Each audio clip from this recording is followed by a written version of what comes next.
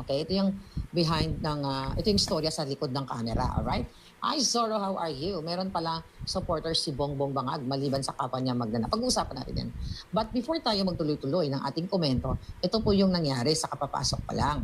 So, nagkaroon ng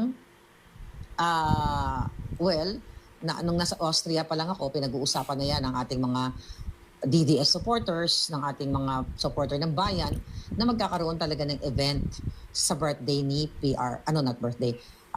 sa anniversary ng pagkidnap kay PRRD para pagpapakita ng suporta. Actually, I was invited sa UK nila June, so hindi lang ako talaga available. Tsaka tignan nyo ngayon, may gera, may kaguluhan. Nagpasalamat na ako, nakabalik kami ng Amerika dahil you'll never know, ma-miss ng kalaban, yung replanong sinasakyan or something like that. So mas maganda na yung nag-iingat tayo. So kahit gustuhin ko man, although meron akong plano dapat, to be there sa birthday ni PRRD kasi last year nandiyan kami. Pero sabi ko, for our safety, hindi natin masabi dahil tuloy-tuloy ang digmaan ngayon. Tignan muna natin kung ano yung situation. But now, going back, sa Austria, pinlano na ito nila spokes at ang ating mga palangga dyan na magkaroon ng peaceful rally, mga kantahan doon sa Vienna. So, anong nangyari? May lumusob. At the fact na ito'y matandang uugod-ugod. So, bago na tayo magkomento, pero alam ko yung backstory nito. Tingnan muna natin ito, ang kanilang peaceful rally habang nagsasalita doon, sila spokes, ang ating mga kaibigan doon, na Marcos magnanakaw, mag-resign ka na. The usual thing na mayroong talumpati. Okay, listen to this. Dito makikita mo kung gaano ka bangag ang supporter ng bangag at ng mga makakaliwang grupo o mga dilon kasi magkakasama na sila.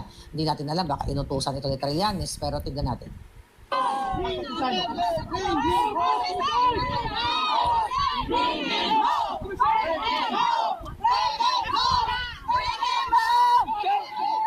So stop natin dyan.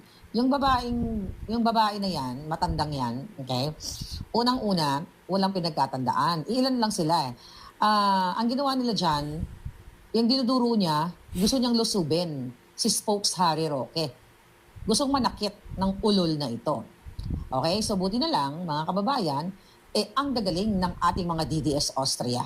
Okay? Ang gagaling talagang palaban. Si Jovi ito tingnan mo. Tinulak siya. Tinulak. Ayun mga, balik natin yung tulak. Balik natin.